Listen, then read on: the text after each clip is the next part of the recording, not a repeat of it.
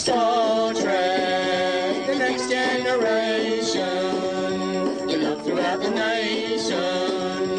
You're my favourite show. Was in every episode you're lucky. You don't have to wait for buses. You just step into the transporter and off you boldly go. Mr. Wolf's my favourite person. Welcome to the bOrgCast. We are the Org, and our purpose is to assimilate seasons 2 to 7 of Star Trek The Next Generation. Hello, friend. Hello. And welcome to the last of our Season 4 bOrgCast podcasts, as we cover the episodes In Theory and Redemption. But first, we've had quite a bit of feedback, actually, some general feedback. Autumn, we've been catching up on Tumblr and just caught up with my dating fail in the last podcast. And speaking of which, Michael Sims, him from Earth2.net, which is kind of like sort of the American version of Geek Planet Online, I always think. He was definitely on your side on Miniskirt Gate. We also had some kind words from Dax Watford, and we had some stuff from Wayne Peters for the episodes, but also some stuff about the host, which we covered last time. I have a small point I want to raise about the previous episode, and leap to Bev's defence. She took quite a pounding for being either shallow or homophobic. I don't think she's either. If she's heterosexual, which I'm pretty sure she is, then you can't expect her to suddenly find another woman, particularly a stranger, physically attractive. Does this make her shallow? No. Both she and female Odan express their love for each other before parting, but that love can simply no longer be physical. This isn't homophobia, it's heterosexuality.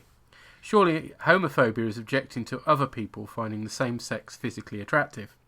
How many of us could truthfully say that we would feel no different about our partners if they suddenly changed sex without any warning? We might still love them dearly, but physically it would be a big ask, I'm sure. Also, had Starfleet never heard of Trill before this episode? How could Bev, Chief Medical Officer, not know about the belly slug? Did Odan not think to explain about the thing when he and Bev first met?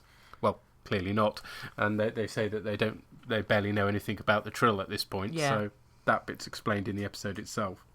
I mean, the basic problem with the episode, because I was quite ready to defend Crusher as well, but she manages to adapt to the host being in a different body and accept that it's changed appearance, and not only that, but it's become somebody she already knew quite well, Riker. And wasn't attracted to. There was no evidence of any kind of attraction. So she's still in love with Odan, even though Odan is in Riker's body. In a body she doesn't find attractive. So therefore, why is it now a problem if Odan's now in a woman's body? Because it's exactly the same situation in as much as the body has changed. Yeah. See, for me, I wouldn't be as critical of Bev if the second host wasn't somebody she knew and had known and wasn't attracted to. So in other words, if the second host had been a change she had to cope with, but not somebody that she'd never found attractive before, never, there'd never been a spark of anything before, and then she went, oh, actually, that's too much to cope with. I would find that easier. If you can get your head around somebody that you're not physically attracted to, containing somebody you love, and you can override the lack of physical attraction to what you're seeing, i.e. the conversation she has with Troy, because of what's inside, then that should apply just as much to gender, because it's about physical appearance. Yeah. Bit of a mess, I think is fair to say. Yeah, it is. I suppose you could argue that it isn't homophobia, it's shallowness. I think that's the idea that she is shallow fits more with what you're saying. Yeah. Than the idea that she's homophobic. Yeah, definitely. Unfortunately. Yeah. But I mean, it's not as bad. Being shallow is not as bad as being homophobic. It's not. But yeah. So, let's move on to today's episodes, and let's hear from Trailer Man about In Theory. A young cadet captures Data's affections. Well, then it seems the next move is yours. But I am not capable of love. And now he's determined to pursue a romantic affair at any price. I think you should be careful. There are always risks of getting hurt. Will Data finally achieve the passions of human emotion? What's wrong with you tonight? Perhaps there is something wrong with you. Next time on Star Trek: The Next Generation. That wasn't Trailer Man. Whoa! That was a bit of a shock.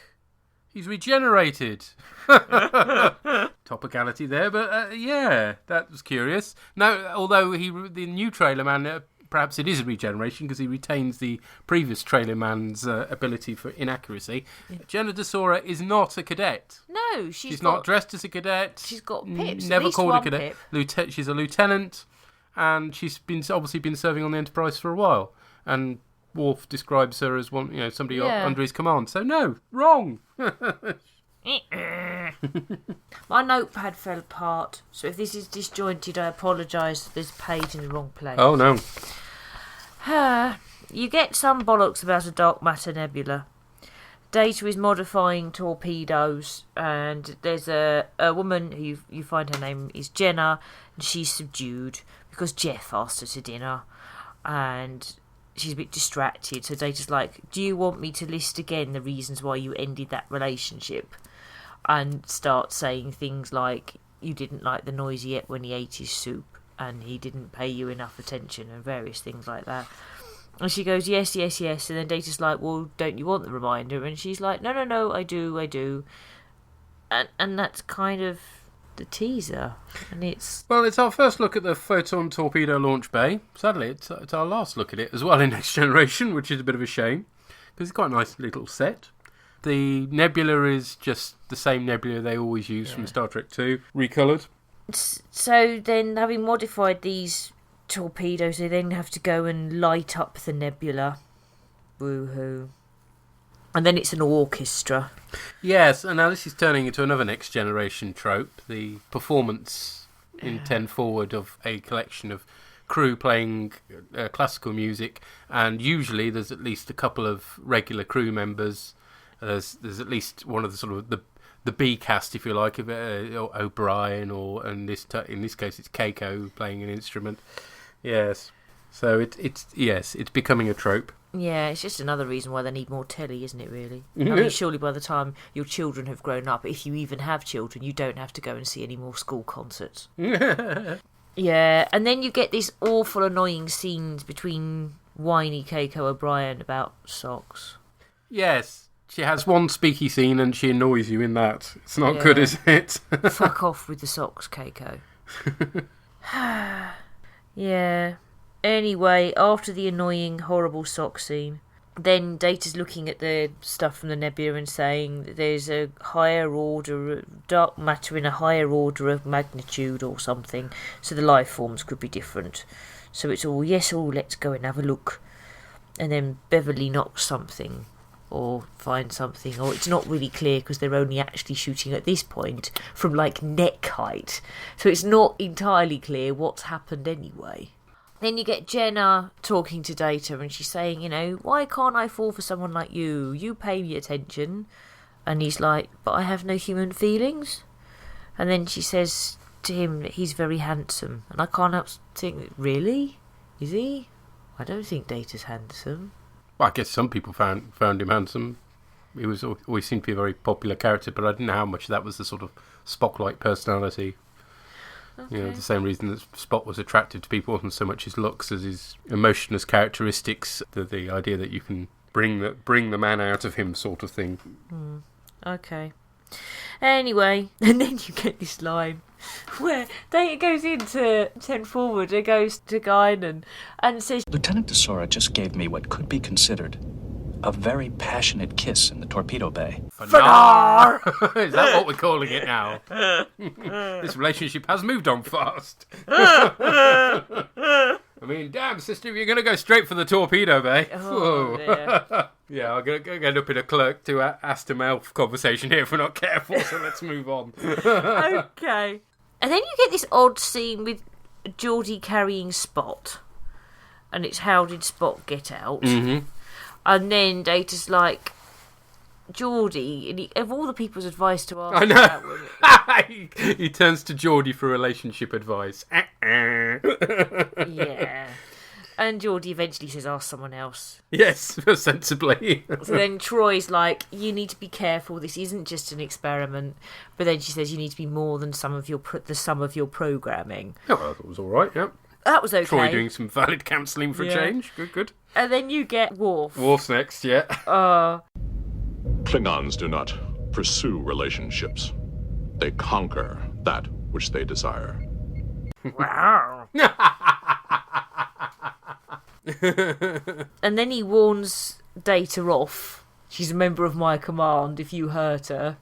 Riker, unsurprisingly, is like, go for it. And he has a cheesy grin on his face the entire time. Just sort of, ew. Just not attractive at all. And he's like the Monty Python nudge, wink, wink man. He's like, and of course there's so much more to relationships than just companionship. Know what I mean? Nudge, nudge, wink, wink. Say no more. Nod's as good as a wink to a blind man. Actually, Riker, played by Eric Idle, is quite a appealing thought. He is a bit. And then he starts appearing in front of Picard, and you can tell Picard's ready. And he turns around and he says, Captain, I am seeking advice in how to... Yes, I've heard, Data. And I would be delighted to offer any advice I can on understanding women. When I have some, I'll let you know. Well, that was fairly honest. yeah. And we get Who's at the... And it's Ensign McKnight, who we've already seen in Clues. And she's also in Face of the Enemy, which is that really cool one where Troy becomes a Romulan overnight. Then you just get this, you've got 11 hours to this M-class planet, and you've got stuff on Picard's floor for no reason. Worf comes in with a tricorder, and he can't find a reason either. And then you get Jenna giving Data a funky gift. It looks all right, and you get this sort of... Well, that piece of Perspex. I couldn't have made it.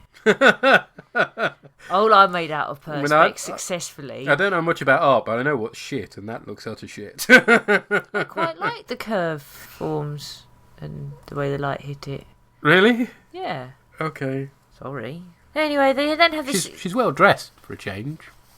Is it? I'm not sure if this is the same scene where she's dressed in civvies, or does she arrive in uniform for this bit? Oh, I can't remember. I lose track. She wears civvies a couple of times though. Yeah, and she doesn't have a minging jumper. She doesn't have a minging jumper, and she's not dressed in something really weird looking. No. It's only vaguely sort of 90s-ish. It's actually pretty good.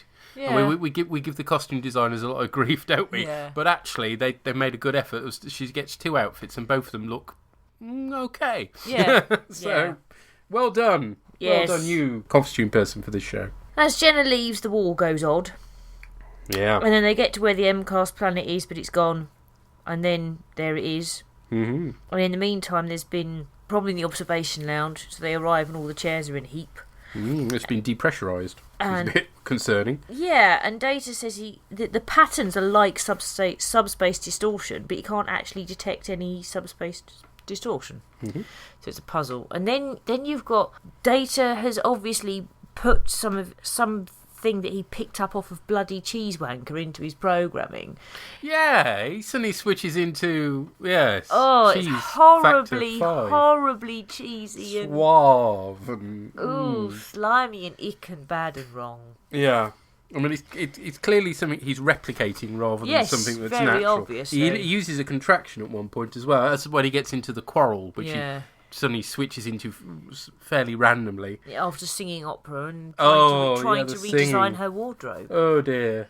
But yes, he says, "You're not my mother." He's like, "Whoa, you're not supposed to use contractions." But again, if it's just something he's replicating from a movie scene or something, it's like... Actually, I do think Red Dwarf did this better when Crichton learned all about love from watching movies. Yes. Yeah.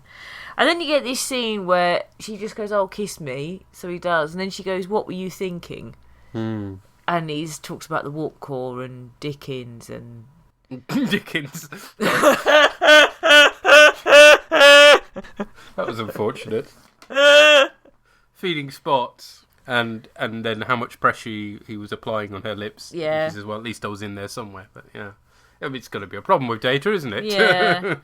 And then a control panel zaps Thorn. Oh no, poor Thorn. Well, that's not as bad as the other engineering dude that gets zapped a bit later on. No, the floor eater. Yeah, the floor eater, which is pretty gruesome, actually. Yeah, it is. The way they portray it, like, ooh. I mean, there's no blood, but it's... No, but the scream, though. Yeah, no, that seems to not quite come out of nowhere, but up till now, the episode's only been just about coasting along. Yeah. And then suddenly we've got a death in a very, very unusual way as well. Somebody stuck halfway through the floors. And it turns out the problem is being caused by dark matter pockets, which they now have to avoid. And Picard decides he wants to pilot the shuttle. The reason he gives is a bit shit. It's terrible, isn't it? Because Riker says, well, excuse me, it's my duty as your first officer actually to ensure that you're not placed in harm's way. And Picard just says, no, I want you here. Well, that's not a reason. So if Picard had said, I'm the better pilot... Yes, exactly, that would have been a reason. That would have been a but very one good rather reason. suspects he isn't necessarily. I don't know, it just seemed really odd.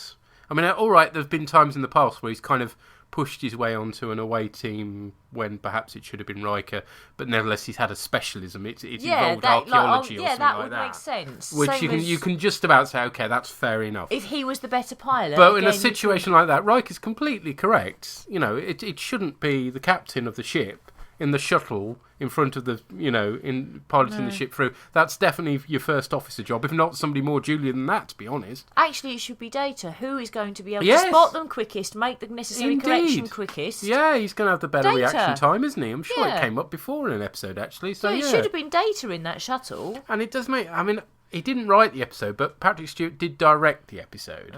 And it does make you wonder how much of that... I mean, he was always demanding to have more action and stuff with women, although perhaps he's given up on that by now because it hasn't worked out very well. But it's like one of the main differences between Next Gen and the original series was they were being sensible about the captain of the ship. And unlike, Shatner, First Officer, and Doctor always beaming down together all the time, plus one disposable crewman, they were getting away from that, and it should be First Officer beaming down, most senior person, and the captain remaining on the ship. But at this point, it's like Patrick Stewart's ego can't cope with that, and he wants to be in on the action all the time, which is unfortunate, I think. Because I mean, later on they do talk about his piloting skills.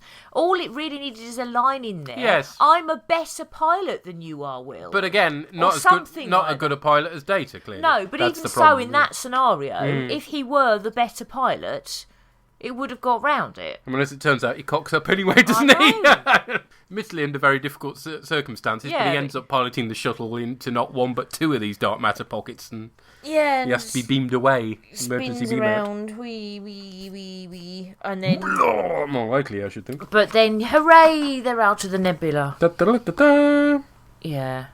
And then you get Jenna coming in to see Data, and she's all sort of emotional, like she's trying not to upset him when he isn't capable of being upset. Yeah, that is possibly one of the best scenes of the episode, actually, as much as she does at least let him down quite gently, treating him as if he were a human being, even though she doesn't actually have to. And B, you get the whole thing from Data right at the end, sat in his chair with Spot on his lap, and he's not fazed because, well, he can't feel anything. So, and I mean, obviously, it was always going to fail, this thing, because he's not going to react in the same way as a human being reacts. But I thought that was an okay ending. Yeah. I remember it being a lot crappier than it was, to be honest. But that's possibly because at the time I originally watched this, my interest in romance was even less than my interest in courtroom dramas, which I mentioned before. So therefore, this was immediately a big turn-off for me. Whereas now, at least I can have some concept of what's going on, and Data's awkwardness around dating actually rings bells. See, I can remember the first time I just watched this, I just went... sort of to myself, to the woman, you're on the rebound. And Geordie even mentions... Yes, no, Geordie brings that up as a possibility, and it's clearly what's happening. Although she doesn't go straight back to the guy. She realises actually that Data's just like the other guy that she just come out of the relationship with. I mean, again, that last scene's actually pretty good, because at least she has some common sense. I think my main criticism of the relationship side of things is that really she should have been in some episodes already. Because you get the impression that she's actually already been quite a big part of Data's life and vice versa for us to have worked. But obviously we've seen no evidence of that, so she's just guest star of the week. Yeah. And therefore it's romance of the week. And it's like, these things only work if you've got emotional investment in the relationship, and you only get that if both characters were involved already. I mean, it's part of the problem with Keiko. She just appears to go, to get married to O'Brien. It's like, hang on, where was she all this time? About his fucking sock. Exactly, and the relationship seems really false as a result. Whereas, at least in, I'm going to mention it, Deep Space Nine, when relationships develop, and there's some really unusual relationships that develop in that, they do so over a period of time as a result of you seeing those characters interacting. Whereas Next Gen, it's very much they import a character to have a relationship with somebody, and therefore I'm okay. Keiko's an exception because she sticks around, but nevertheless it doesn't work for the viewer because you've got no emotional investment with her before. No. And it just seems like a bit of a mismatch, but hey ho. And then you've got two sides to the plot. You've got that side of things, which is okay. It's not great, but it could have been a lot better. And then you've got the dark matter making things phase out things, which the problem with that is it starts so slowly, just with a few things dropping on the floor. And because you're only shooting Beverly from neck height, you're not entirely sure what's happened anyway. Yeah, no, it's all happens. They should have off got a screen. different character. I don't know. For that to happen to, I think, really. Possibly, yes. We get serious later on, and quite gruesomely serious as we find out. I think they needed to have got more serious earlier. And overall, it's not terrible. It's not terrible. It's not boring. It does have moments of tension. Not very many, I'll grant you, but it does have a few. It's meh, I think is fair to say. It's a meh episode, and that's at least with the fourth season, you're generally getting more meh than you're getting, oh, that's terrible, that's annoying, with Cupid accepted. Whereas with the third and certainly the second, meh was sometimes as good as it got. Yeah. What do other people think? Well, let's find out, shall we? So, we've had some feedback from Dominica, who said some very nice words on Tumblr about our podcast. Thank you, Dominica, and we're pleased that we're making you smile and laugh. And this is what she has to say about In Theory. Hi. I have to say I was rather sleepy watching In Theory, but I managed to write some notes. 1. You would think that in the future they can build ergonomic tools so you do not have to go down on your knees to fix something. This is true. 2. I wish I had an Alive MP3 when I was younger to remind me why I broke up with my boyfriend. I didn't think about going back to him. Who knew data could be used for this? 3. Teaser gave me nothing. I almost fell asleep. Yep. 4. Poor Riker. Picard has no trust in him. Why does he need to fly? He does not give a good reason for this. Agreed. 5. Love story was bad. Not even funny. Didn't feel sorry for her. She started it. True. I mean, yeah, there is always this is a hopeless cause from the first stage. I think she did pretty well to have got me as invested as I was, but that still wasn't a great deal. No. But, I suppose I looked at it as, you're on the rebound, you twat. But then people do that in real life, don't they? Yeah. Well, we all make mistakes, I guess. So, yeah. 6. I did not like this episode. It was boring. I'm sure your podcast about this will be much more fun than the episode itself. I hope so. Well, there we go. None of us have been swallowed by the floor yet, though, so I don't think we can claim those sort of levels of excitement, but there we are. Very good. Okay. Might want to investigate your torpedo, Barry.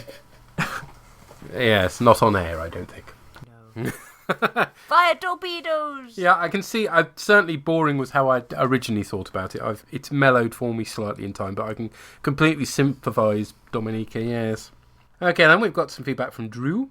I was tempted to just have my feedback as a simple meh, as this is how I feel about the episode. But I will elaborate, as if everyone was to send similar feedback, it would be a very short podcast.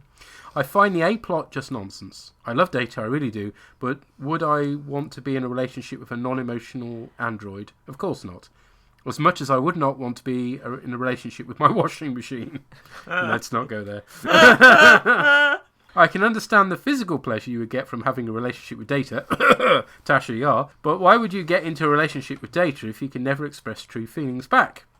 Good question. When Data says at the end about deleting the relationship program, it just does not jar correctly with me.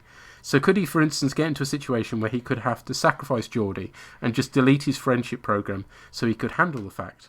I guess so, in theory, which is a bit grim, isn't it? The B-plot is a much better one for me. Dark matter nebula, nice. A little criticism though, they've been speeding through the nebula for most of the episode, identify the problem, and all of a sudden now they try to warp out of there, and everything goes bananas, so someone has to pilot a shuttlecraft to get them out of there. I'm afraid I would have just said, hold on tight everyone, we're going to warp out of here and to get it over quick, which is what they do end up doing anyway. And do they really need someone in the shuttlecraft? You would normally be able to remotely control the shuttlecraft from the bridge and use it as a scout. What about some form of photon torpedo altered with a scanner out in front of the ship? That's a good point, actually, or a probe. I mean, the probes are basically photon torpedo casings, so yeah. It's all a bit putting the capture in danger for no other reason than to spice this episode up a bit. So taken as a whole, I'm afraid it is a meh episode. Yep, can't disagree with that. Yeah. Okay, The Mark. The Mark, or In Theory, or Data Breaks Hearts for Science. Patrick Stewart directs this deadly dull episode. First thing he's directed. The plot has a boring story, and Data having a girl fall for him, Jenna the thickest woman in Starfleet. Oh. Data then does the exact same thing Wes did in the Dome Fan, to wit, ask everyone in the credits for their advice. Yeah, we do get some good lines as a result there. LaForge as much throws his hands up and tells him to go to Troy. Given LaForge's own romantic history, this is very, very wise. Yeah. Best advice he could give is password protect the prawn. Troy, don't fuck this up and give me more work. Riker, just screw her already. Yeah. Picard, don't ask me, I can't pull Beverly.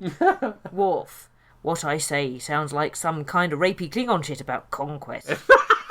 Guinan, why does everyone come to me with all their problems? Do I look like the answer lady to you? I think you'll find she's the barman, and therefore everybody comes to the barman with their problems. It's part of the contract. Ensign McKnight, break my friend's heart and I'll rip out your robot eyes and eat them. So he starts a relationship with her, and watching Data stumble through bad romantic cliches is just painful to watch. And Jenna, the thickest woman in Starfleet, gets upset that she has no emotions. So he fakes it, and that upsets her too. The subplot is silly, with fake drama between Riker and Picard blowing up a shuttle.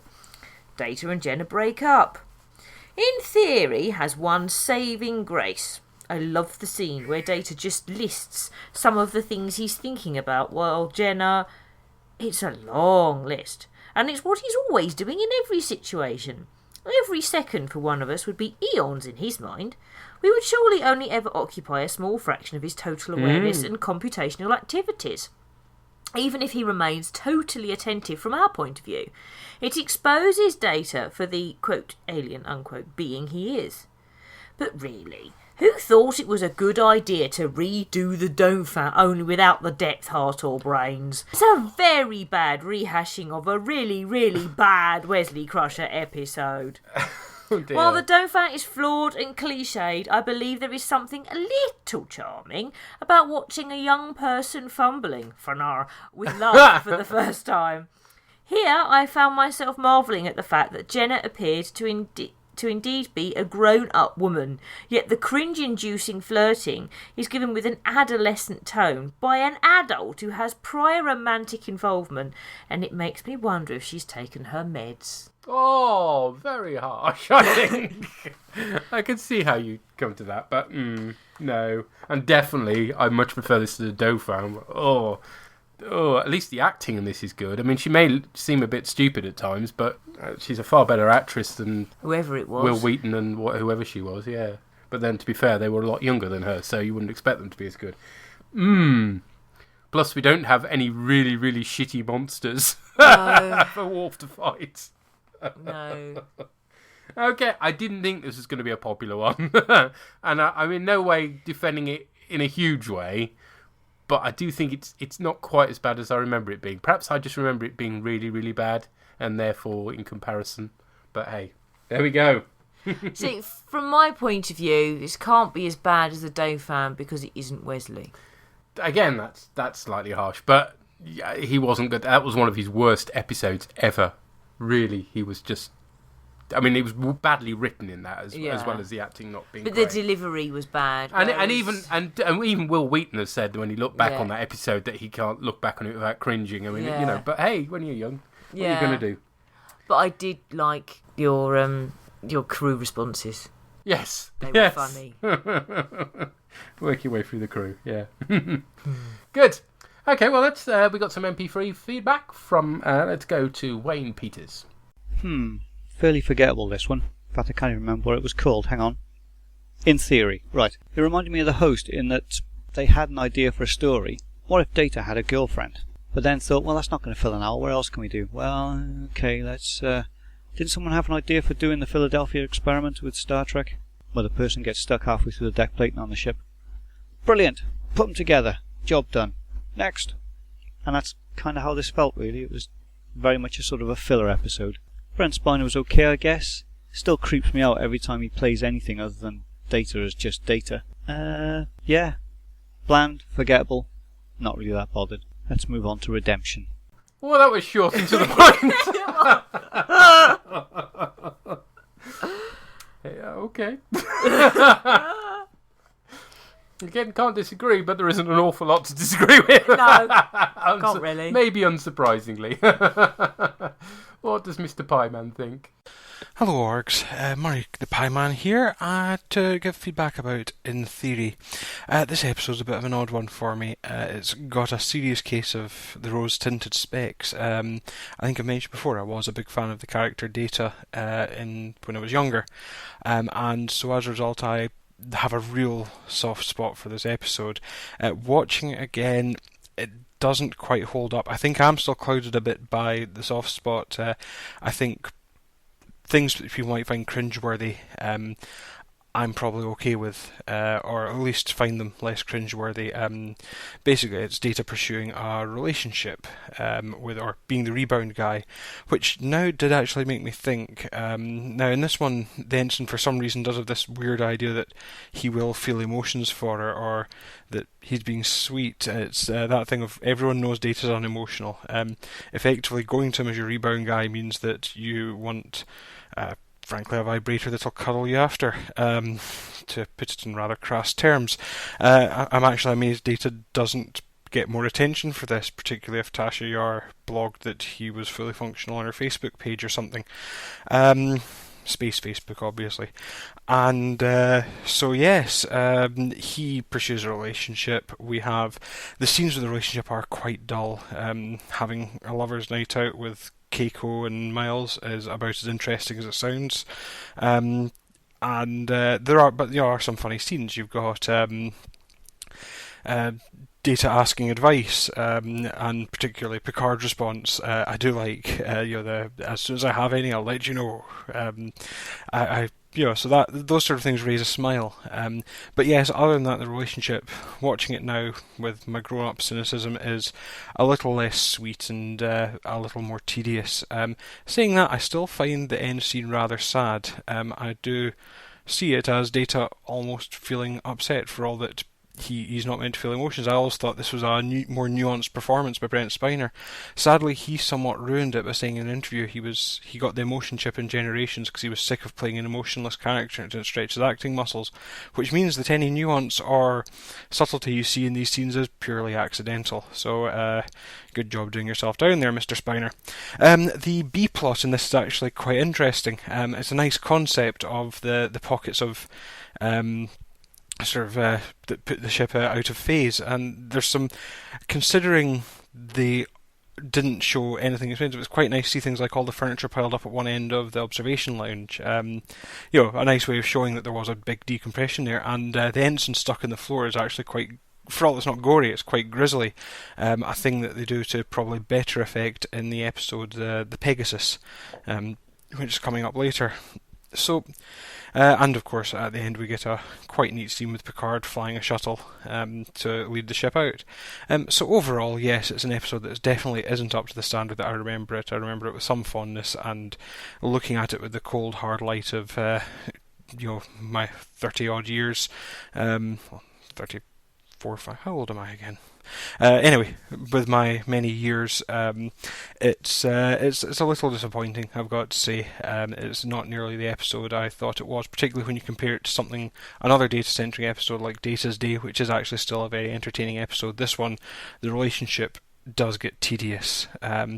So, yes, anyway, I will be back to talk about Redemption. Until then, bye! Oh, isn't that interesting? He approached it from completely a different way from me. So he remembered it being good and therefore was somewhat disappointed, whereas I remember it being really bad and therefore wasn't quite as disappointed as I might have been. Whereas I suppose my approach was less judgmental. Now that I'm a bit older, I realise that people do make mistakes. Whereas the first time I watched it, I was just like, you silly twat, you're on the rebound, fuck off. And that was kind of it. And that point you made about reading emotions into data, I think, is a very good one. And I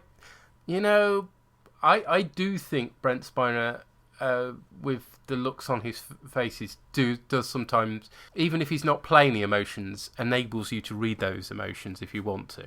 And I still think that's a skill. He's not literally playing it emotionless all the way through. Surprise, he plays quite well. You could, not in the way a human expresses surprise, but you can see when something has caught him off guard and it doesn't fit into his programming, for instance. So it's not completely emotionless. But on the other hand, it's interesting that he'd read emotion into the last scene, whereas I thought that was a really good. In actual fact, it just seemed to me like, oh well, just carry on as before, then sort of thing. See, which is a strength as far as I'm concerned. But see, I think that it isn't just that we, the viewer, read emotions into data. I think what happens is that the rest of the crew read emotions into data, and so when you're watching, if you're not taking that bit of a step back, and we do it as human beings, with things like pets as well, for instance. I mean, pets are only really capable of a very limited degree of emotion, but we do invest them in an awful lot, let's face it. So how much more are we going to do that with somebody that actually looks like a human being in the case of Data, and is played by a human being after all? So there we go. I think meh probably does sum it up quite well, and we perhaps could have made this podcast a lot shorter by just saying, in theory, meh. But it's an interesting meh, if such a thing could be said to exist, I think, because there are flashes of interest in it. And several people have commented on the death of that one engineering crew member. So, yeah. It's not a complete waste of time, meh. And it's not completely boring, meh, I don't think. But there we are. It's a bit like a fairly bland sponge that happens to have one chocolate chip in. Okay. Sorry. Shall we move on to Redemption, then? Yes, please. Let's do that, then. Civil war threatens the Klingon Empire. Your blood will paint the way to the future. Worf vows to fight for his people at any cost. I order you to return to duty at once. Then I resign my commission as a Starfleet officer. Will he sacrifice his career and leave the Enterprise forever? Goodbye. Lock on target. Fearless duty next time on Star Trek: The Next Generation. It's outrageous! It's terrible. Will he sacrifice his post on the Enterprise? I wonder, as they show Worf leaving the Enterprise with the whole honor guard and everything. In other words, the end of the fucking episode. Wankers! Way to spoil the dramatic ending. This was the 100th episode of Star Trek: The Next Generation. Was it? Yay! Cool. Woohoo! Yay. And what a way to celebrate. Yeah, it's a cool episode. Enterprise is heading to Kronos for Garon's installation. Picard goes to see Worf, and he says it's time to sort out your discommendation. And so say we all. Yes. And then Garon turns up in a Vorchar, and he points out to Picard that the Klingon Empire is in peril, and civil war is about to break out. I mean, how's that for a teaser? That's cool. And then he's in the conference room, and he's telling Picard that the family of Duras is massing support. Despite Duras's lack of honour, the sisters of Duras are claiming leadership of the council. Although, of course, as is pointed out, women can't serve. So he doesn't know how they're going to do it, but he knows they're plotting something. And that's a change since the last time when... Well, exactly. This is the same Garon that offered a place on the council to Kayla. So, whoops. But there you are. We already heard about how your man Ronald D. Moore changed the rules just to make Klingons seem more different from the Federation. And from here on inwards, women can't serve on the council. Anyway. It kind of works, though, because Gowron is such a rank outsider. That's why people won't get behind him, and maybe he's a bit clueless. He becomes a bit clueless, doesn't he? But by Deep Space Nine, he's a bit of a fool, actually. But anyway, we'll get on to that. He says that the Duras sisters have 3 fleet commanders on their side, simply despite the fact that they're women. But they cause such fear. I mean, we haven't met the Duras sisters yet, but already you've got a picture in your mind. Yeah. You know, they're making the male Klingons quake in their boots. They already kick serious ass. He asks Picard to be the arbiter, and Picard points out that he needs to remain neutral, and you get a lovely shot of Gowron's starey eyes. Oh, yeah. On the bridge, Picard contemplates Romulan involvement, because obviously the Duras family have previous. Whilst Worf takes Gowron back to the transporter room and gets a quiet moment with him and points out to him that it was Duras's father that betrayed the Klingons on Khitomer, but Worf took the blame for the greater good. And Gowron is not happy that the council knew but didn't tell him. This is what I mean about him being an outsider. Yeah, well, that was pointed out, wasn't it? That that Gowron was an outsider, and therefore he wouldn't have known this sort of stuff. He does an excellent pissed off look, doesn't he? He does. Yes. Robert O'Reilly is awesome. Really cool. He points out that many are still loyal to Duras on the council, so he can't point out this treachery. That's kind of the trap they're in at the moment, but nevertheless, he now knows the truth. And then you got Worf having some target practice on the holodeck again, which we've seen before. I think it was a matter of honour, but I could be wrong.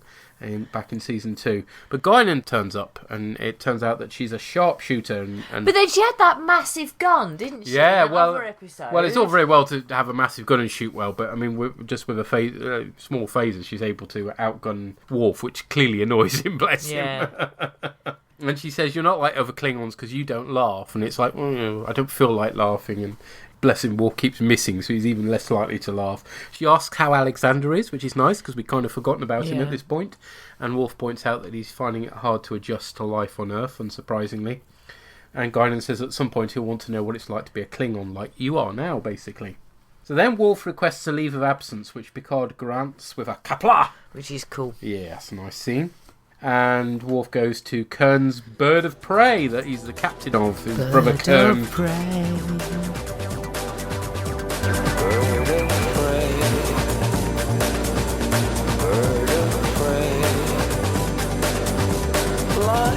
You're not going to go all doors on me. No. No, that was... No, it was Doors originally. It was his poem that Fatboy Slim then remixed. Yeah, the Fatboy Slim one's better. Well, of course it is. I was thinking of the Fatboy Slim one. Yeah, because the Jim Morrison one is just him stoned. Yeah. Out of his gourd. But admittedly, that's most of the Doors, but yeah. It is, yeah. Hell, that might be our tune. Ooh, no, the Fatboy Slim one. Yes, but even that's not great. It's not. So I'll have to try and get another song in there somewhere. Yes. Anyway, they're meeting in the booby room. It transpires that all Klingons have a booby room. Seriously, there's a massive, great big tit on the wall, complete with nipple. Yeah. There is. There will be pictures on the Tumblr site. This will be a theme. I'm sorry. Boobies is the theme of the episode, and it's not my fault. Anyway, Kern points out that Gowron stands alone, that he's Billy No Mates, basically. Yeah. Well, he's an outsider, isn't he? He's the rank outsider. Yeah. He's weak and doesn't deserve loyalty. He's Gal-1. And Kern has a certain amount of support to lead a rebellion himself, so you've got multiple rebellions potentially. But Worf says no, that Gowron's a legal ruler, and he basically pulls Wank as older brother. Sorry. Is this going to be Worf Pulls Wank? Worf Pulls Wank. As the episode title. He wanks as high as any in Kronos. Anyway, he says, but we're not going to support Gowron yet. We're going to wait until he's desperate for support, and then we'll do it in return for our family name. So it's a lovely sort of Shakespearean stuff going on again. It's awesome, awesome, awesome stuff. Then we've got Picard back in the Great Hall as Arbiter. And there's another rather rotund Klingon acting as some sort of deputy chancellor. He's called Katal. And his voice sounds rather like Rassilon from the Five Doctors, which is a bit unfortunate. Oh, he's not fucking the Klingon John Prescott, is he? Yeah, he's a deputy chancellor. He's the Klingon John Prescott. Spot on. And you can quite imagine him punching somebody's lights out as well. Yeah, so a bit of English politics from a few years ago for you. Sorry. And he basically does a sort of whole, is anyone with reason why these two persons may not marry or may not become Chancellor of the Klingon Empire? And somebody does have a reason. Suddenly up strides this young male Klingon, hands on hips. It's Toral, son of Duras. And Lursa and B'Etor emerge in all their chesty glory. Klingon cleavage. Is that spelled with a K? It is indeed spelt with a K. It's all natural as well. Now, a bit later on, Amory reckons she can spot a nip. That's how badly this cleavage is on reveal. I'm not wholly convinced myself, but there's a.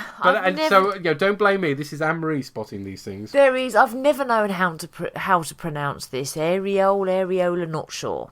You've got a dark area around the point bit. This is going to get horribly biological, isn't it?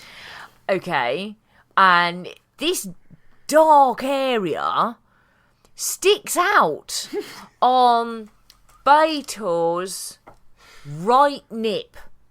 Women usually have one boobie bigger than the other. The same way as usually you also have 1 foot bigger than the other, and men have one bollock bigger than the other. I don't know why, but anyway, there's the whole asymmetrical thing going on. And women have asymmetrical boobies. So what happens is when you design a woman's breastplate, in order that she's not uncomfortable, you have to design it to accommodate the larger boobie. Oh, clearly. Now that does mean that the smaller boobie has a bit of room. Now in a completely enclosed breastplate, this is not something that you would be aware of. But the Klingons have a cleavage hole. Oh, yes. And because of the cleavage hole, you can see the fact that B'Etor's right boobie doesn't quite fit and it's a bit poking out. And you can see that the shape is wrong, and you can see this little tiny dark line. I'm just imagining now sales of season 4 on DVD of The Next Generation spiking suddenly as everybody plays Spot the Nip. No, it's not the nip. It's the area, it's around area, the nip. The dark area around it that I've never been entirely sure how to pronounce because it's got too many vowels in it. You're right. Right. I hasten to add, this is Anne-Marie pointing this out. This is not me. I spotted it. Yes. And I went, oh, look. And he went, what's that? And then I explained. And then you liked it. Well, amused, I think, is fair comment. But this is the problem. It's because they've got this... It is a very, very good job we have an explicit rating on this, isn't it, really? Oh, dear. Sorry. Once you've seen it, you can't unsee it. It's like, anyway. I know where your nipples are. Okay. Well, let's go back to Toral, shall we? Because it transpires that Toral is a product of an illegitimate relationship that Duras had with somebody. The actor who plays Toral is really, really good. Yes. He plays him full of bluster and he's just excellent. So all credit to him. Very 15-year-old, isn't he? He's very, yes, I know it all sort of thing. It's very amusing. And, of course, Lursa and B'Etor are stunning to look at, even when their nips aren't on show. And they're really good actors as well. And, of course, they will return in an episode of Deep Space Nine, past prologue. And in Generations, of course, where they will destroy the Enterprise. So they done good. As villains go, they're pretty good. Don't remember any nip. I'm sure they're a lot more careful about that later on. In Enterprise? Do you mean... Sorry, in Generations. No, probably not. But then we weren't looking that closely. Blimey. No. Maybe it's... Well, we are going to have to watch it. Oh, yes, we will do, but later on. So maybe at the time we can have Nip Watch. Maybe. Do, do, do, do, do, do. Nip Watch. Sorry. Okay. Sorry. Again, it's Anne-Marie. Anyway, Picard decides that they have to have a recess in order to consider Toral's validity. That's his excuse. Yes, He actually needs a shower at this point. I'll be in my bunk. I'll be in my bunk.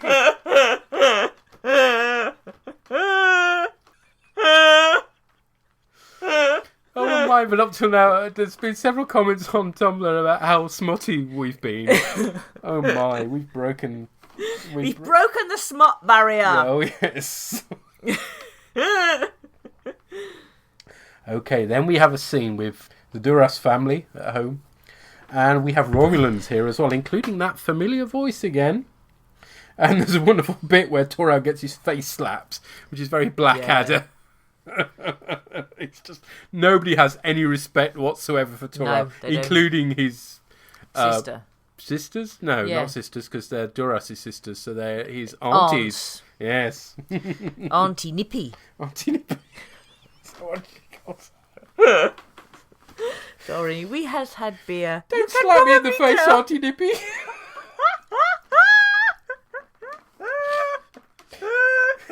The episode title that couldn't possibly be. No way.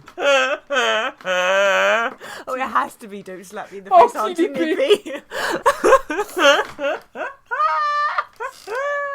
Oh, it has to be. I'm so sorry. I'm so sorry.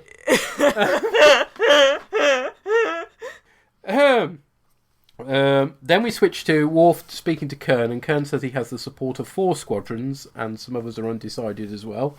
Worf gets Data to get some info in the Kittimer massacre, much to Picard's displeasure, because obviously, I mean, all this time that supposedly Worf is not on duty, he's still wearing his Federation uniform, which is a bit, not right, to say the least.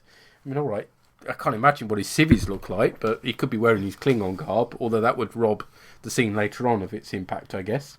Yeah, he's not going to go around in his calisthenic gym jams, is he? Oh, yeah. Well, now that would look stupid. Well, they look stupid anyway. They do. Anyway, Picard decides to make the files about the Kittimer massacre available to everybody, so that's that he can remain neutral, and that's obviously a good solution. And it's a great scene with Patrick Stewart, because you can just see in his face that on the one hand he wants to be able to support and sort out Worf's problems, but on the other hand he's like, shit, diplomatic situation developing here.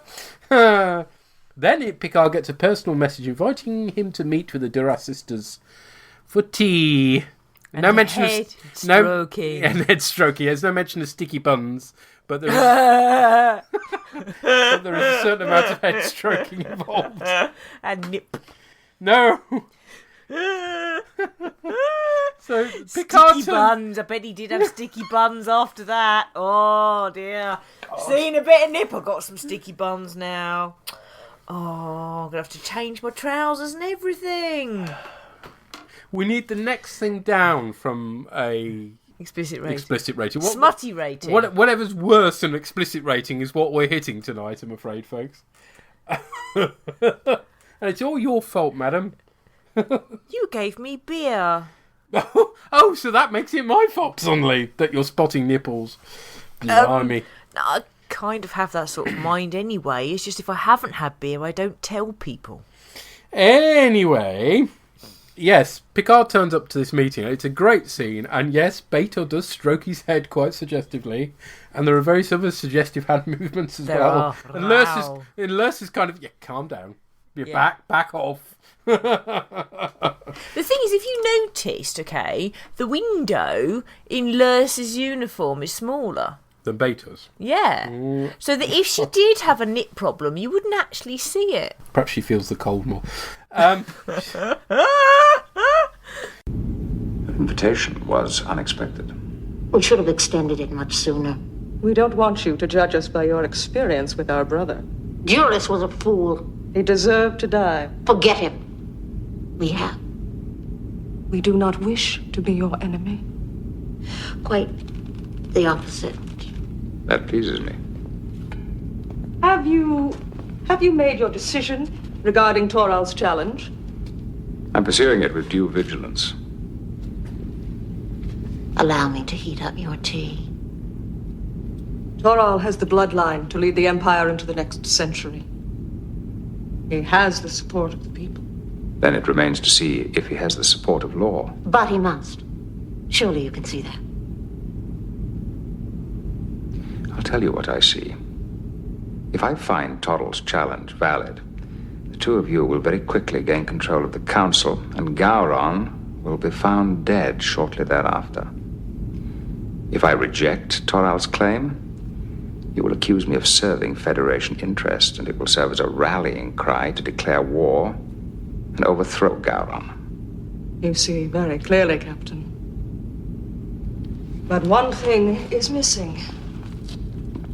If you rule against us, and we are victorious in a war against Gowron, which we would be, it will mean the end of the alliance with the Federation. Oh, we would hate to see that happen as much as you would. And again, Picard's very strong in this scene. Then we get back in the High Council, and Picard says Toral is Duras' son. It's been proved medically, but he's only a boy and has not earned any honour, so therefore Gowron is still the right choice. And Toral throws a strop, basically. It's so fair! And says, does the Federation dictate Klingon destiny? And most of the Klingons side with the Duras family and storm out. But not without Gowron giving them a really, really deadly stare that will live with them the rest of their lives. Then go. Your blood will taint the way to the future. So that's excellent stuff.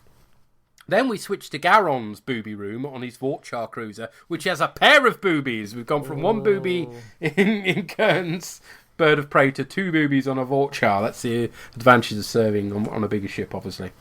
And Worf offers the squadrons to Gowron, and he points out to Gowron what Kern's bloodline and the connection there, which they've kept hidden. But Gowron says it's not enough, and Worf needs to get Picard to offer Federation support, but Worf points out he can't ask any more of Picard, and Gowron throws a predictable strop, I suppose. And at this point looks very much like a Klingon Noddy Holder, I thought, but that was just me, apparently. You ought to do a GIF on Tumblr. I will do a picture on Tumblr comparing the two, and see if I'm putting right a hat. Yeah, a hat on Gowron, yes, a Noddy Holder hat on Gowron. It's the hair, actually, that most makes him. Anyway, but Noddy Holder's got starry eyes too. Anyway, at this point, then the Gowron ship's under attack by two birds of prey, and begun the Klingon civil war has. I've now got an image of Gowron going, "Are you hanging up your stockings on your wall?" So yes, we have the Klingon version of "Come On, Feel the Noise."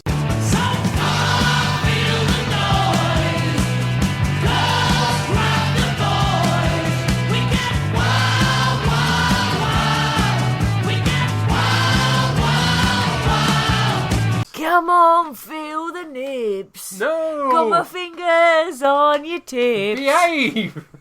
Sorry. I have to apologise for my wife this evening. Sorry. The Bortas puts out a distress call, and Picard withdraws the Enterprise to avoid the Federation being dragged into the Civil War. Which I don't like. Yeah, I know your point. If it's a distress call, it's a distress call. As But... in, it's not that he should fight. Mm-hmm. He should render aid. He should transport the people off or something. Mm-hmm. Because it's a general Well, it doesn't come distress to call. that because, of course, Worf's on the case. No, I know, but it makes me cross that he just leaves. He develops a neat trick to fool the attackers into thinking the Bortas is weaponless. And we get a nice countdown in Telecams as well. And this scene on board the Bortas is excellent, really tense, and consoles are exploding, and then you got ships fighting. But it's missing the Star Trek 6 music, isn't it?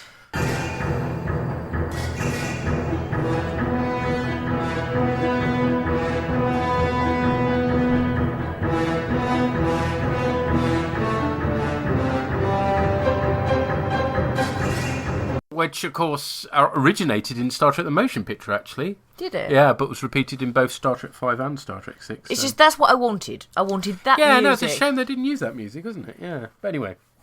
Maybe they'd have had to pay somebody They wait money. until their opponents drop their shields before firing and destroy one bird of prey, and Kern arrives to finish off the other one, and it's excellent Starship battle stuff. Cool.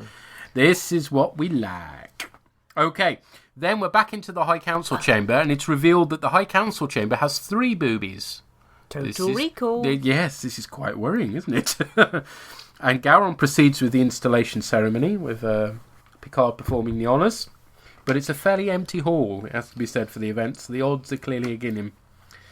And Gowron says to Worf and Kern, you've both fought as warriors, so your family honour has been returned to you, and there's some business with the old Klingon dagger and Worf getting his hand cut. Ugh. Then Gowron officially requests Picard's assistance. As per the terms of the Treaty of Alliance, I now formally request your assistance in fighting these enemies of the Empire. These enemies are Klingon. By right and tradition, I am the sole leader. All who oppose me are traitors. I understand your position, but I'm sure you are aware that the Federation cannot interfere in what is, by definition, an internal Klingon affair. You arbitrated the right of succession. You are already involved. My duties in that regard are finished. Captain, we must intervene. The Duras family is corrupt and hungry for power with no sense of honor or loyalty. They represent a grave threat to the security of the Federation. Captain, you and I know that they have conspired with Romulans in the past. If they should be victors in this war, they would surely form a new Klingon-Romulan alliance. And that would represent a fundamental shift of power in this quadrant. Starfleet must support Gowron. It is in the interest of both the Federation and the Empire. I beg you, support us in our cause. And Picard points out, Prime Directive says no.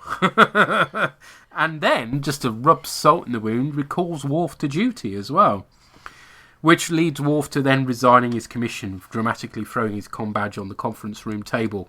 And it's an excellent performance by Michael Dorn. He's clearly torn between, on the one hand, his loyalty to the Federation, on the other hand, he clearly wants to clear his family name and do the best for the Empire, basically. But also, I mean, he has cleared his family name, but it's very well written, because it would be very easy to feel that Worf was doing the wrong thing. But you don't. You watch it and you understand that he is the elder brother, and therefore the responsibility rests with him. And so, and as he says, you know, in a very well directed as well as well acted scene, and he talks about, yes, he was raised and loved by human parents, but his heart is Klingon. Yeah, well, we go on to that because you got a scene in his room and he's dressed finally in a Klingon outfit, which we haven't seen since they played Emissary. that ruse. And Picard comes and visits again, which is kind of how the episode opened, which is quite a nice bit of symmetry. He says, I hear you'll be serving on the Bortas with your brother. Are you certain you've made the right decision? And that's when Worf says, I was born a Klingon, my heart is Klingon, and my heart hears the cry of the warrior. And then Picard says, well, your uniqueness, your humanity, you're taking the best of both cultures will serve you well. And then there's basically the bit that was spoilt by Trailer Guy. Worf then walks out to the transporter room with a massive honour guard. Yeah, it's really cool. cool. The whole crew turned out to see him with all really bad haircuts. Well, the non-regulars all seem to have very strange haircuts, don't they? And there's a final kapla from Picard, and Riker, bless him, looks like he's about to burst into tears. God, he's really moved. He says, crew dismissed. And then we switched back to the Duras camp, and the Romulans are there again. And it's pointed out that Picard has rejected his support, so they're all celebrating that. And then, finally, the female Romulan is revealed to be bam bam bam cosplay Travis. No, that would be a Shaken Blake reference. It would. Not a good one.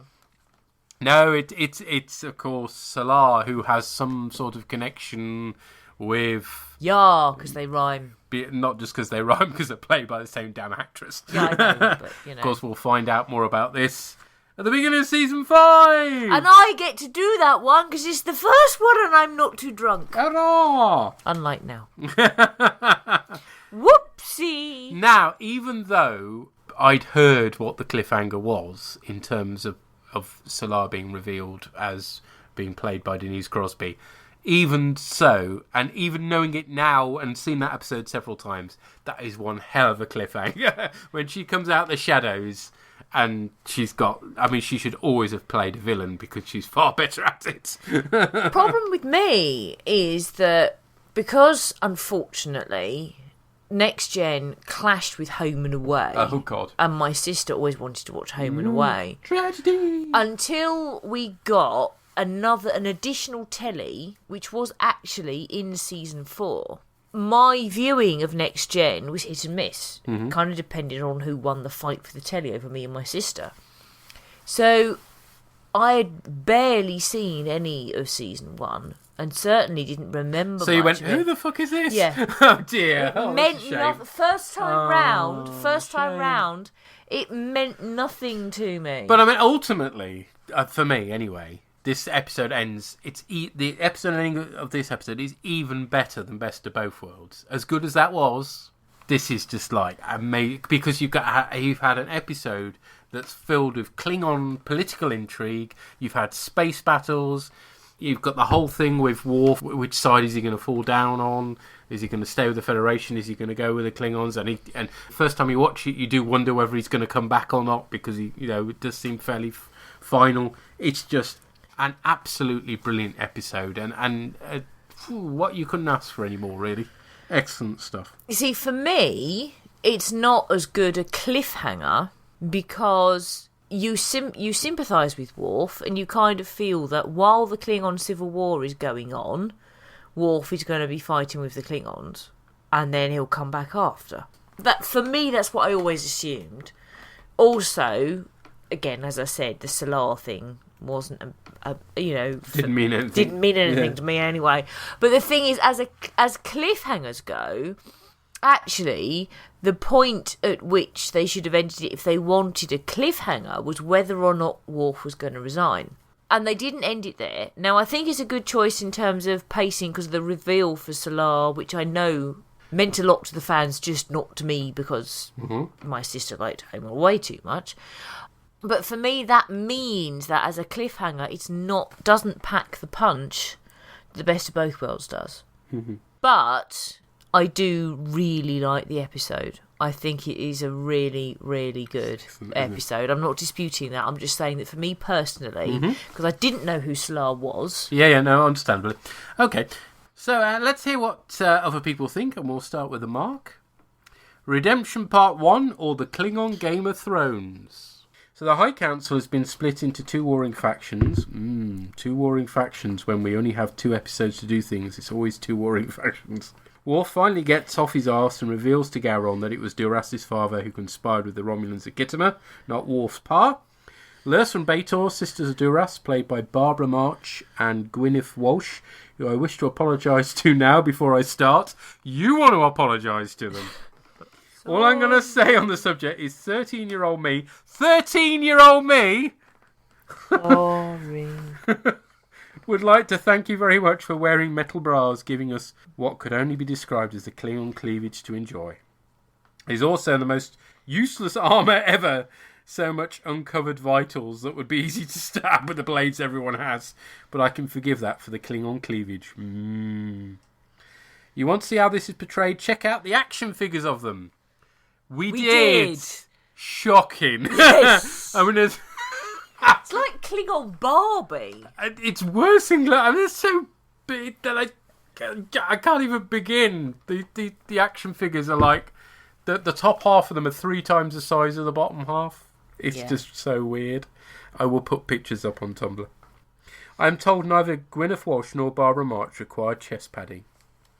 At one point, B'Etor also caresses Picard's smooth, bald head after she and her sister serve him tea. Picard's utter lack of response shows tremendous restraint. He does. You need to be a goddamn Shakespearean actor to cope with that. Maybe it just reached him. They drop Brother's illegitimate son, Toral, a useless pawn in this game. Toral is just a shrimp of a brat, but they follow him because they all know the real power behind the throne would be Lurs from B'Etor. And would you say no to those tits?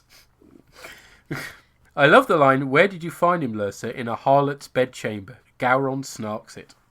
And the answer, never stated, is, "Yeah, and how many bastards do you have?" Oh, I don't know. I can't believe with those stereo eyes he's managed to bed that many. No.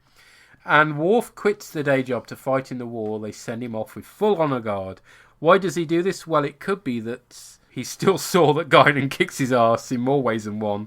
She whips his butt at the phaser range and also gets him to realise that he's not like all the other Klingons and that just being a textbook honourable Klingon isn't enough.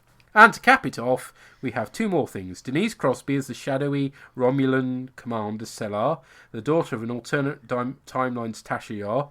Spoilers, you're doing it again, Mark. A paradox waiting to happen. You can't accuse someone of spoilers for a series that's 25 fucking years old. Please. Possibly not. Please. There has to be a limit. Surely. 2, the only second part of a two-parter that's better than the first on the way. Ooh, I hope so. Yay, I win! I hope so. I do know that every badass Klingon actor has full-on Shakespearean backgrounds. John Colicos, Christopher Plummer, Barbara March and Gwyneth Walsh and J.G. Hertzler. Oh, I didn't know Yeah, I didn't know he had a Shakespearean background. It helps. Yes. Yay! When Trek is good, it's very good. Yes. Completely agree. He's also given us a Year 4 overview. Ooh. I think the reason I recall this season so fondly, and yet I'm confronted with a lot of mediocre episodes, is because it's human nature to remember the better stuff. That, and I was 13 at the time. Fair dues. Yeah. I mean, I think the curious thing is that I was a bit older than 13, but the stuff I remember being bad has been good, and vice versa. It's really been a polarised season.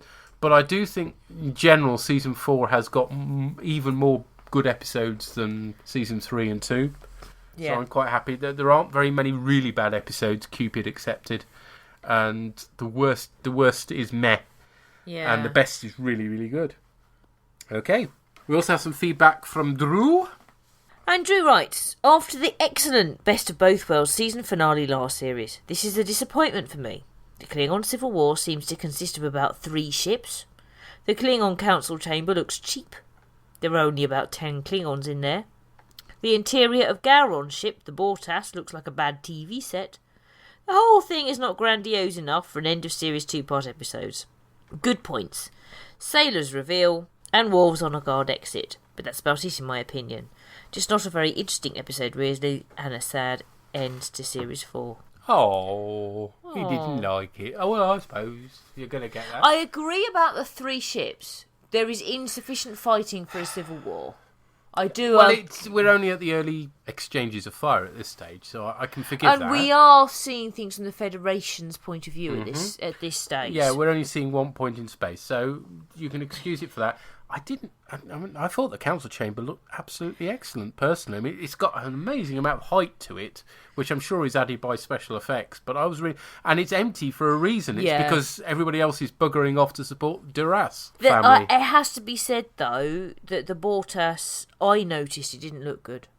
Now that might be me seeing it with modern eyes. Do we mean the model or the internals? The interior. The interior doesn't look any different to a Bird of Prey, which is probably because they're using the Bird of Prey sets. But it should. But it should. You're damn right. That is a good point. They should have made the internal stuff look slightly Federation-like as well, like they did with the external stuff to match it, because the whole idea is that this is a new ship that's been created with the help of the Federation. So I completely agree with that side of things. Yeah, that's pretty much the only point I do agree with. But hey, sorry you didn't find it as exciting as we did, but sorry. Horses for courses and all that. Maybe he's not as obsessed with nipples as we are. As you are, I think you'll find. Oh, it was like you didn't rub your hands together in glee when I freeze-framed and pointed out where the nip was. I'm taking the 5th. We're British. There is no such thing. You have the right to remain silent, but it may harm your defence if you do not mention when questioned something you later rely on in court. Anything you do say may be given in evidence. Yes. Yes. Including gestures. Fanar noises. Fanar noises. Oh my life! This is why we don't have a down below section. The whole damn podcast is down below. Let's have some MP3 feedback then from the Pie Man. Hello again, Murray the Pie Man again to talk about Redemption Part 1. frankly, we're on some very good stuff. It's really nice. I didn't notice it when the series was originally shown, but it's really nice how we've actually built up to this. This has been a good, close to 2 years in the making. Building up towards this Klingon civil war. We've had hints of things bubbling under and implications to this, and so it's really nice to finally get the payoff of all of that build-up. And well, for starters, I didn't realise it took that long for a Klingon Chancellor to be installed. I mean, how long has it been? It's been a good few episodes since Picard started being Arbiter of Succession. It's almost, you get the idea that Picard might have forgotten that he still had something to do, and he gets the phone call saying, yeah, you've got to come to Kronos to do the ceremony, and Picard's like, oh, that's stuff booked. I had a holiday. I'm going to wear my Speedos and race again. But yes, so the episode does. Initially, it's very much like I'd almost call it a sort of Klingon Game of Thrones, but without the gore and boobs. Well, it's got some boobs, just not Game of Thrones level boobs, as Lursa and Bator, of course, have finally introduced the Klingon cleavage themselves. And yes, so we do get this build-up of political stuff, and we get to see how the Jura sisters have manoeuvred. I like this idea that it's showing that the Klingon Empire is more nuanced than just sort of space Viking samurai people. That there are these political alliances going on. That Duras should have been dishonoured. That should have been the end of it when he was found to have been poisoning. I can't remember the old emperor's name. But instead, because he had so much support of other houses, presumably through things like money, influence, etc., that Duras has actually managed to continue to hold a lot of sway, for all that they can't take their seat in the council because the Klingon council is really sexist. There is a nitpick here that it's odd because in Star Trek 6, Azit Bur got to be head of the Kai Council just because she was Gorkon's daughter, whereas now there's a lot more rules. But I suppose 70 years have passed, and it's entirely possible there have been changes in the rules since then. Perhaps she was a really awful chancellor and they sort of wrote out no more women chancellors. We don't know. But they bring in, of course, the illegitimate son. And again, I like this sort of almost challenging of, oh yeah, come on, Gowron, like you don't have a few illegitimate kids knocking around the place. So yes, things gradually spiral. There's some good scenes with Picard. I noticed, Gowron is begging them to intervene, but it does make sense that the Klingons aren't a Federation protectorate, they're a power, and technically if there's a disruption in the government, it's quite right that the Federation can't intervene. They can't go into a sovereign nation and pick the winner. It would be like America invading a country just because they didn't like the leader, and that's virtually unthinkable. And so yes, actually the Federation, Picard is quite right to keep the Federation out of it, even if it means abandoning the guy they like and a crew member on a Klingon ship while it's under attack and potentially doomed. Obviously, probably not a great thing on future Federation Klingon relations, but that's the way things go. They can't be seen to be picking a side. And I thought that little detail was very good. How Picard, well, we'll see in the future episodes that he's then got to try and work out how to help Gowron without actually helping Gowron. It's interesting with sport. But of course, eventually Worf gets his family honour restored and quits Starfleet. Don't worry, he'll unquit by the end of part 2. But yes, overall we've got some very good stuff. We've got political manoeuvring, we've got massive Klingon boobs, we've got lots of just Klingon stuff and shouty grey stuff, and a fairly decent wee spaceship fight as well. And yes, and I know obviously that part 2 is actually even better, but considering how some of the Klingon-centric stuff later on got quite tedious, it's quite nice to still be enjoying it in the early stages. So season 4 overall, I'll try not to overrun, as a quick overview, I'd actually still say season 3 was better. I do like how the Klingon arc built up over time to get to sort of this point. I do like how they did that slow burn and hints and sort of little side bits in other episodes all built up to this. I like that, but I actually think pound for pound, maybe season 4 has more good episodes, but I think season 3 has, we really haven't had I'd argue we haven't had an episode which is up to the standard of, say, The Defector or Yesterday's Enterprise. I'd still say I preferred season 3 to 4, but that is just my opinion.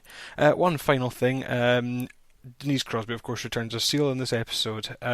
She actually is still kicking about because presumably Denise Crosby needs the work, and she is playing now in the game Star Trek Online.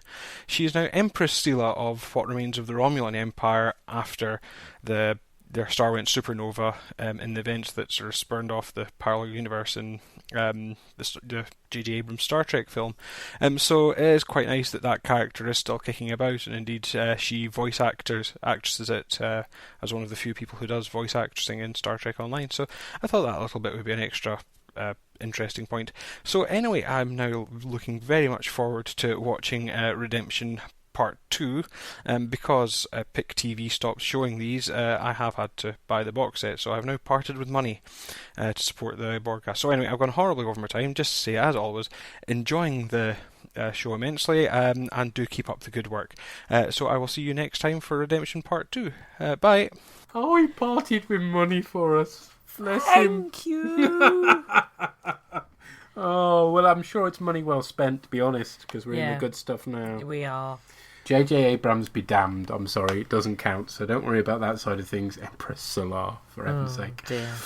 But I agree with you about the whole, what was Picard doing? Did he forget or what? Because when I watched it tonight, I was like, really? He hasn't actually finished doing the whole thing. It's why the ceremony. delay? It's the final. It's like the decision was made, but this is the final enthronement installation, they call it, isn't it, of the Chancellor? So it's kind of like, this supposedly is just like the final coronation. A bit like the Queen became Queen in 1952. The icing of the cake, sort of thing. But the coronation was 1953. Exactly, that sort of thing, yeah. Okay. That's pretty good coming from a Republican. Well done, Anne-Marie. Yeah. I do like the idea. There's several people now making the connection with Game of Thrones, and there are definitely more than enough boobs in this episode, as Anne-Marie's proved. Lots of boobies. Oh, blimey. And yes, very true that one of the reasons why this episode works so well is because there's been the build-up leading to it, with the various bits and pieces leading to the Romulan involvement in the Klingon politics. And yeah, very good point about Star Trek 6 and Azet Burr being Chancellor as well. Bloody hell.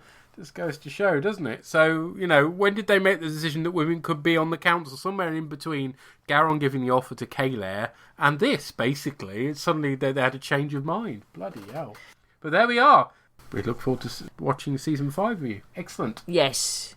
And we've got Wayne Peters as well. Let's hear what he's got to say. I suspect he may have a few more things to say than he did about the previous episode. I hope so. Redemption Part 1.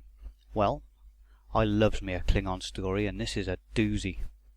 I love the irony or hypocrisy of a society founded on honour that's about as honourable as a bag of snakes. I like the politics of this piece too.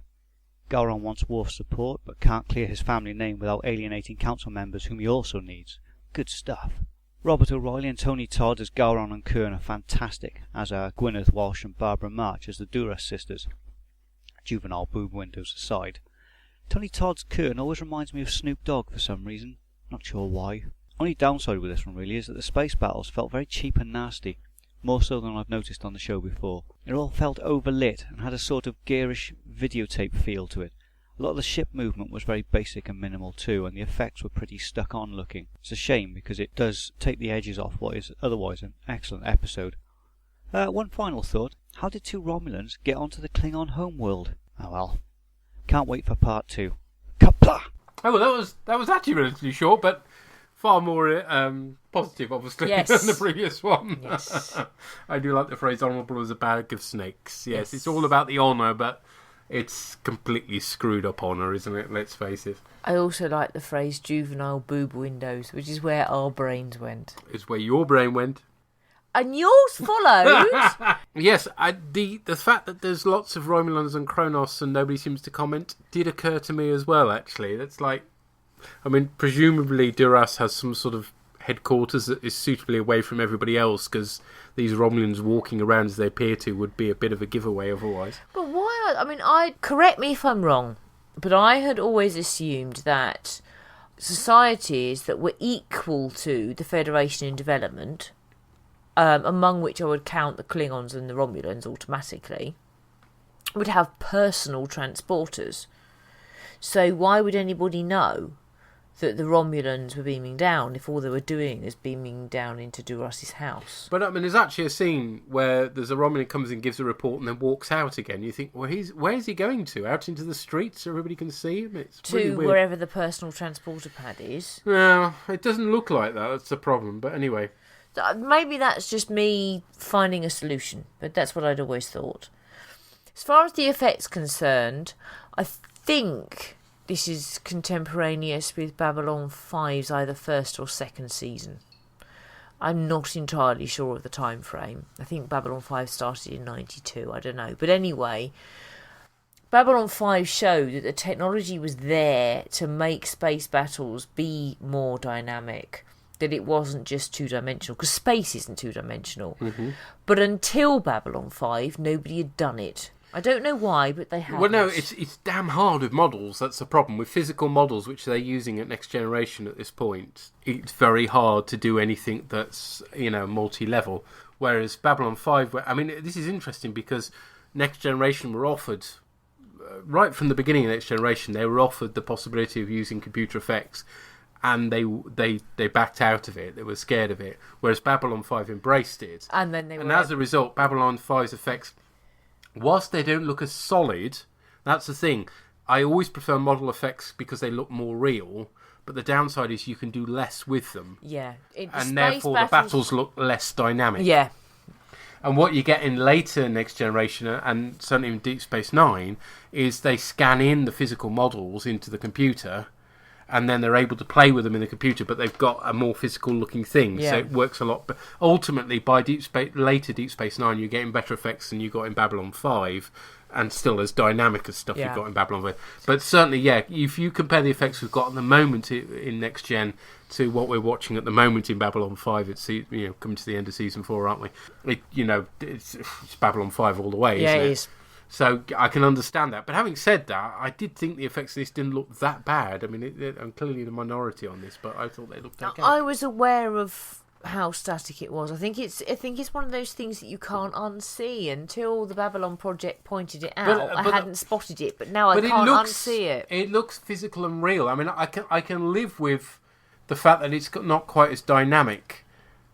That's the downside. On the upside, it does look like it's actually happening, whereas a lot of the effects in Babylon 5, as amazing as they look in terms of the dynamism that's going on and the three-dimensionality of it all, it always does look like computer effects. That's the problem with it, to be brutally honest. So, next time, we'll be recording on the 20th of August. Which is a Tuesday. Tuesday, yes. Because of us going on holiday. Yes. So the idea is that we record on the Tuesday, and hopefully I'll get it edited and up before we go on holiday, hopefully. We hope. I will do my bestest. There is growing pressure for a first season rewatch. No. From Captain Feng Shui and the Mark. I think there's some mileage in this, but I will clearly have to get you very drunk beforehand. Incoherent. Incoherently drunk, okay. I'll work on it, guys, okay? I'll see what I can do. And you have to promise me various things. Oh, yeah. Things that you're willing to talk about publicly? Well, I wouldn't mind a Baitor costume. Well, yeah, hell, as I said in the last podcast, if I knew where the hell to get one from, I'd get you one, believe me. And then, in addition, things that you would have to do to get me watch season 1. Yeah. I don't just need alcohol. Yeah. I need chocolate. Chocolate, okay. Right? Yeah. And every time I watch an episode that I think is atrocious, you owe me a chore, a household chore, like vacuuming or cleaning the bath or something like that. Right. Because I'm going to have to get Ratos and will be incapacitated and therefore not able to do those things, so you're going to have to do them for me. So I may end up having to sweep the floors for you folk in order that we cover some season 1, but I kind of like the idea. I think possibly as a Christmas special we might do a couple of episodes. There's a thread on the Geek Planet Online forums for votes for episodes, basically. So if you have a particular first season episode you'd like us to cover, then do vote away. We've already got a vote in for 11011111101111, which is just a creepy Riker episode, basically. See, I'm going to need all the beer. All the beer. Once I've had all the beer... All the beer.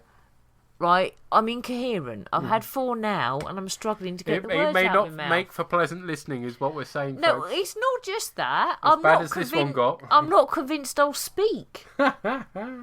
I think it will be only you speaking, and so I'm kind of wondering, do I actually have to watch, given that in order to watch, I'll be incoherent and can't speak, and you'll be doing the broadcast on your own. So why can't you just do the broadcast on your own, and I don't watch the fucking episodes in the first place? I'll work on it, guys, okay? Anyway, next time we will be covering Redemption Part 2, obviously. And we'll find out how that works out. And I get the pleasure of covering Darmok. Now, isn't there some sort of drinking game associated with Well, Darmok? yes, Captain Feng Shui has given us this challenge, which we won't be doing because otherwise the podcast will literally consist of basically. And I really don't recommend this for your sanity and health. But anyway, he writes, since we're near the end of Season 4 and near to the episode Darmok, which I chuckled about when I heard that both the Reverend and Amory didn't like it, hell yeah, I want to propose to any who feel similarly about that episode, and yet also feel compelled to rewatch it, the Darmok Drinking Game! Woohoo! Let's get ready to rumble! Let's not. Yes, it's not. Take a bottle of dark beer and name it Darmok. Right, got one of those. Very nutty black. Mm-hmm. A bottle of lighter beer and name it Jalad. In Yorkshire, of course, because that's how Picard pronounces it. Oh, okay. Jalad. So black sheep. Mm-hmm. That's not particularly lighter, actually. You're making a rod for your back there, No, in terms of colour. I'd take an IPA if I were you. Take a bottle of lighter beer, he says. So, take a Green Black King. Sheep's Yorkshire. Let's have that. I like it. Go on. I would have filed that under darker, but anyway. No, it's not. Another bottle with perhaps 7-Up and name it Tanagra. Well, lemonade. I drink a lot of diet lemonade, so that's lemonade. Upon hearing any of the above names, raise the bottle as in making a toast and take a drink. Yep. Oh, now if that's a sip, then this might be doable. A gulp. If it's a drain it, then you're dead. No, gulp. Mm-hmm. Feel free to modify to your taste, and or sanity, I would add. If you really like to mix and drink a half and a half, perhaps use 2 bottles of your favourite stout and ale, and name a large mug Tanagra.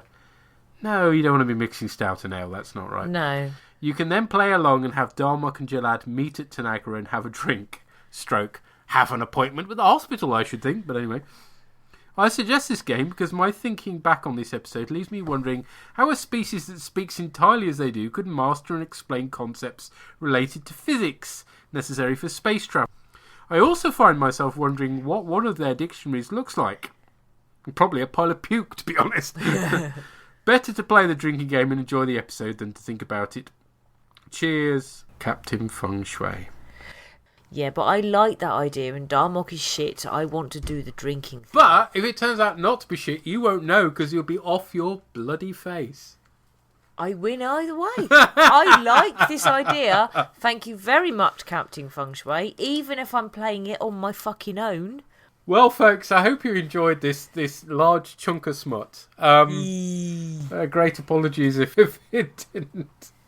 Oh, dear, oh, dear. Oh, come on. Whoever it is has been listening to us for long enough not to be offended by the smut. I am the queen of smut. Well, all I can say is thank you kindly for listening, dear friend.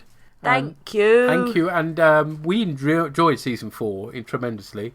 And we'll join you for Season 5 in 2 weeks' time. Yay! Or less than 2 weeks' time. With the drinking game, with the hobgoblin and the IPA and the lemonade. And if you want to join in, do let us know. Even if you just tweet Darmok drinking game, right? I'll look for that as a hashtag thing, and then I'll know if anybody else has joined in. We need to tell the good people how they can contact us if they've got any feedback on the next 2 episodes or on what we've covered so far. Or they're joining in the drinking game. Or they're joining in the drinking game and need hospital appointments. You can you can contact us on the Geek Planet Online forums, on bOrgCast.tumblr.com, and there are plenty of pictures up there. or you can email or send MP3s to bOrgCast@geekplanetonline.com. Or you can find us on Twitter. I'm ammo_purple. And I'm Rev_org. You can use the hashtag bOrgCast, but I will also be looking for hashtag Darmok drinking game. I like this idea. This sounds fun. Take care, folks. Goodbye. Bye.